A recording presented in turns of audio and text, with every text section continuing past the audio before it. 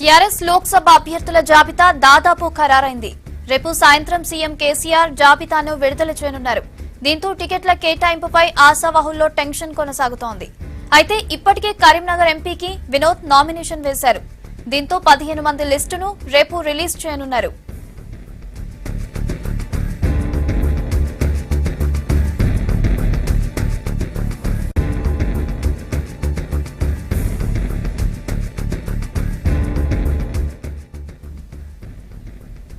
TRS Lok Sabha అభ్యర్థుల జాబితా దాదాపు ఖరారైంది.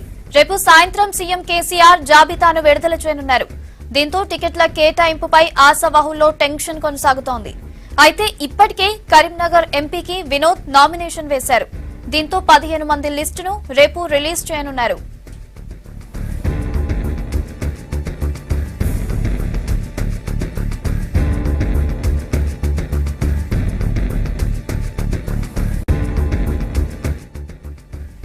దీనిపై పూర్తి డీటెయిల్స్ శివారెడ్డి అందిస్తారు. శివారెడ్డి చెప్పండి, ఎంపీ లిస్టుకు సంబంధించిన పూర్తి డీటెయిల్స్ ఏంటి?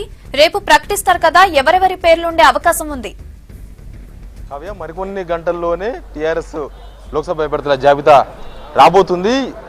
కాంగ్రెస్ పార్టీ కానీ తర్వాత బీజేపీ ఈ రెండు పార్టీలకు సంబంధించిన లిస్టులు విడతల వారీగా ఇప్పటికే కొంతమంది పేర్లు బయటకు వచ్చాయి. కానీ టీఆర్ఎస్ నుంచి మాత్రం ఇప్పటి వరకు అధికారికంగా ఏ లిస్టు రాలేదు. కేవలం కరీంనగర్ మీటింగ్లో సీఎం కేసీఆర్ వినోద్ కుమార్ పేరు మాత్రమే ప్రకటించారు. ఇంకా ఏ అభ్యర్థిని కూడా ప్రకటించలేదు. కానీ చాలా మంది ఆశావాహులు ఉన్నారు. చాలా ఊహాగానాలు, చాలా ప్రచారాలు జరుగుతూ ఉన్నాయి. కేసీఆర్ దాదాపు వారం రోజుల నుంచి ప్రగతి భవన్ నుంచి వెళ్ళి ఇప్పటికి వారం రోజులు అయింది.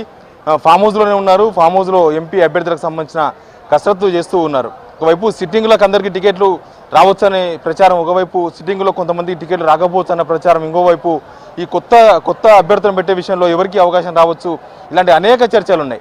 కానీ కేసీఆర్ ఎవరికి అవకాశం ఇవ్వబోతున్నారని మాత్రం చాలా సస్పెన్స్, ఎవరికి తెలిసే అవకాశం లేదు. రేపు ఉదయం ప్రకటించే వరకు అందరూ ఊహాగానాల్లో ఉండాల్సిందే. ఎవరికి అవకాశం దక్కుతుందో రేపు ప్రకటన తర్వాత మాత్రమే తెలిసే అవకాశం ఉంది. సిట్టింగుల్లో కేవలం 6 మందికి టికెట్లు దక్కొచ్చు అన్న ఒక ప్రచారం అయితే ఉంది. ఇప్పటికీ కరీంనగర్ వినోద్ కుమార్ని ఇప్పటికే ప్రకటించారు కాబట్టి ఇంకొక 5 మంది సిట్టింగులు, నిజామాబాద్ నుంచి ఎంపీ కవిత, తర్వాత వరంగల్ నుంచి దయాకర్ ఉండొచ్చు అన్న ప్రచారం జరుగుతూ ఉంది. నల్గొండకి వెళ్ళి మళ్ళీ సిట్టింగ్ గుత్తా సుఖేందర్ రెడ్డికి అవకాశం దక్కొచ్చని చెప్తున్నారు. ఆయన కూడా పోటీకి ఇంట్రెస్ట్గా ఉన్నారు. ఉత్తమ్ కుమార్ రెడ్డిని కాంగ్రెస్ పార్టీ నల్గొండ అభ్యర్థిగా ప్రకటించిన తర్వాత గుత్తా సుఖేందర్ రెడ్డి కూడా ఆ నల్గొండ సీట్లో పోటీ చేయాలని ఆసక్తి చూపిస్తున్నారు. ఇప్పటికే పార్టీ హైకమాండ్ కూడా ఆయన సమాచారం ఇచ్చారు. బహుశా నల్గొండ నుంచి కూడా ఆయనకు అవకాశం రావచ్చు అంటున్నారు. మరోవైపు మెదక్ నుంచి కొత్త ప్రభాకర్ రెడ్డి సిట్టింగ్ ఎంపీ, ఆయనకే మళ్ళీ అవకాశం దక్కొచ్చు అన్న చర్చ తెలంగాణ భవన్లో కానీ టీఆర్ఎస్ వర్గాల్లో కూడా జరుగుతూ ఉంది.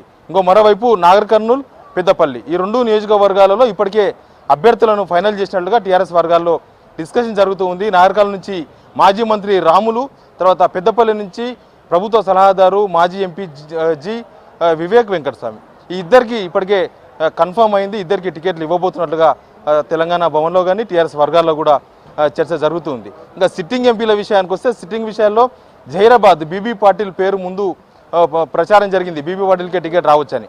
కానీ తర్వాత నిజాం సాగర్లో నియోజకవర్గానికి సంబంధించిన సన్నాహక సమావేశానికి కేటీఆర్ హాజరయ్యారు. ఆ సమావేశం తర్వాత మళ్ళీ ఆయనకి టికెట్ రాకపోవచ్చు అన్న ప్రచారం కూడా జరుగుతుంది. ఆ లోక్సభ నియోజకవర్గ పరిధిలోని ఎమ్మెల్యేలు కేటీఆర్కు కంప్లైంట్ చేశారు ఆయనకు టికెట్ ఇవ్వద్దని ఆ సమావేశం తర్వాత. కాబట్టి కొంతమంది పేర్లు కూడా ఇప్పటికే తెర మీదకి వచ్చాయి. జహీరాబాద్ నుంచి శివకుమార్, ఈయన సినిమా ప్రొడ్యూసర్ శివకుమార్, తర్వాత అశోక్ ముస్తాఫరే, ఈయన టీఆర్ఎస్ పార్టీ లీడర్, తర్వాత స్పీకర్ పోచాన శ్రీనివాసరెడ్డి కొడుకు భాస్కర్ రెడ్డి పేర్లు కూడా తెర మీదకి వచ్చాయి. అక్కడ సామాజిక వర్గాలన్నీ కూడా బేరీజ్ వేసి అక్కడ ఈ ముగ్గురులో ఒకవేళ బీబీ పాటిల్కు ఇవ్వకపోతే ఈ ముగ్గురులో ఎవరికి అవకాశం ఉండొచ్చు అన్న చర్చ అయితే టీఆర్ఎస్ పార్టీలో జరుగుతూ ఉంది. కావ్య, ఇంకా ఇప్పటికే ఆదిలాబాద్కి అయితే ఇప్పటికే కన్ఫర్మ్ చేశారు. ఆదిలాబాద్ సిట్టింగ్ ఎంపీకే టికెట్ ఇచ్చారు. ఇంకా వరంగల్ విషయానికి వస్తే వరంగల్ సిట్టింగ్కి ఇచ్చారు. మహబూబాబాద్ విషయంలో మాత్రం ఇంకా ఒక కంక్లూజన్కి అయితే రాలేదు. చర్చలు కూడా జరుగుతూ ఉన్నాయి. ఇంకా అక్కడ సీతారాం నాయక్ సిట్టింగ్ ఎంపీగా ఉన్నారు. ఆయన మొదటి నుంచి కూడా ఆయనకు టికెట్ రాదన్న చర్చ, రాదన్న ప్రచారం రాజకీయ వర్గాల్లో కానీ టీఆర్ఎస్ వర్గాల్లో కూడా జరుగుతూ ఉంది. అక్కడ మాలవత్ కవిత, ఈమె మాజీ ఎమ్మెల్యే, ఇప్పుడు MLA, senior MLA Reddy Naik కూతురు, ఆమె పేరు కూడా ఇంకా పరిశీలనలో ఉంది. బహుశా సీతారాం నాయక్ గనక అవకాశం ఇవ్వకపోతే మాలవత్ కవితకు మహబూబాబాద్ టికెట్ దక్కొచ్చన్న చర్చ జరుగుతూ ఉంది. మరోవైపు మహబూబ్ నగర్ సిట్టింగ్ ఎంపీ జితేందర్ రెడ్డికి టికెట్ దక్కకపోవచ్చు అన్న చర్చనే ఉంది ఇప్పటివరకు కూడా. ఆయనకు టికెట్ రాకపోతే అక్కడ శ్రీనివాస్ రెడ్డి పేరు పరిశీలనలో ఉంది. శ్రీనివాస్ రెడ్డికి ఎక్కువ అవకాశాలు ఉన్నాయి. ఇప్పుడు బీజేపీ అభ్యర్థిగా డీకే అరుణ మామ్నార్ లోక్సభ అభ్యర్థిగా రంగంలో దిగే అవకాశం ఉంది. కాబట్టి ఈ ఈ సీటు కూడా టీఆర్ఎస్కు చాలా ప్రతిష్టాత్మకమే.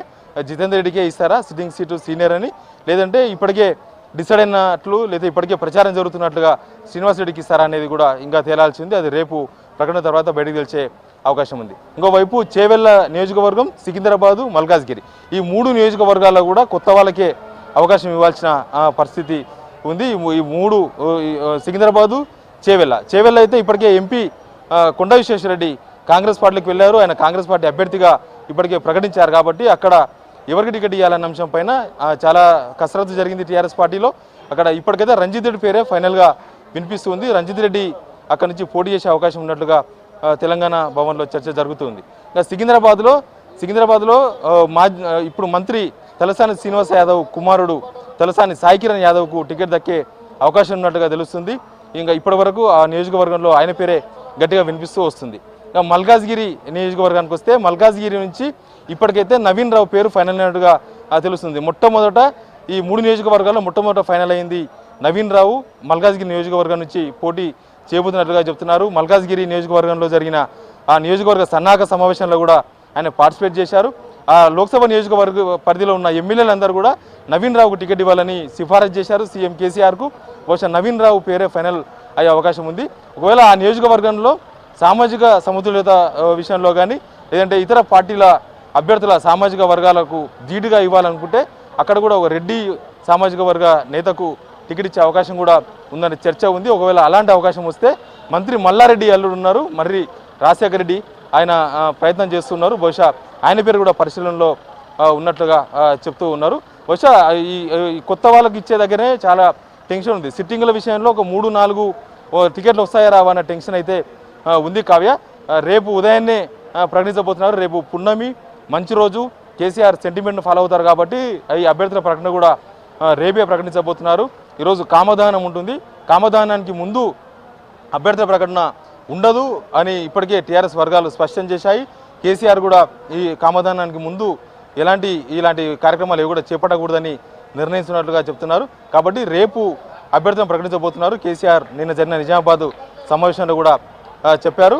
కానీ ఈ ఆశావాహుల్లో మాత్రం చాలా టెన్షన్ ఉంది. బహుశా ఈరోజు రాత్రి గడిస్తే రేపు పొద్దుగాల ఎవరి భవితవ్యం ఏంది, ఎవరికి టికెట్లు వస్తాయి, ఎవరు కాబోయే ఎంపీలు అనేది కూడా పూర్తి క్లారిటీ వచ్చే అవకాశం ఉంది. కాబట్టి అందరిలో టెన్షన్ ఉంది. అందరూ చాలా టెన్షన్తో ఉన్నారు. బహుశా రాత్రికి ఎవరికి నిద్ర కూడా పట్టదు. ఈ ఆశావాహులు ఎవరు కూడా నిద్రపోయే అవకాశం కూడా లేదు. వాళ్ళందరూ కూడా ఎప్పుడు తెల్లారుతుందా, ఎప్పుడు ప్రకటన వస్తుంది, ఆ ప్రకటనలో పేరు ఉందా లేదా, ఇదే రకమైన టెన్షన్తో ఉండొచ్చు. అందరు కూడా చాలా అలర్ట్గా అందరూ హైదరాబాద్లో అందుబాటులో ఉన్నారు.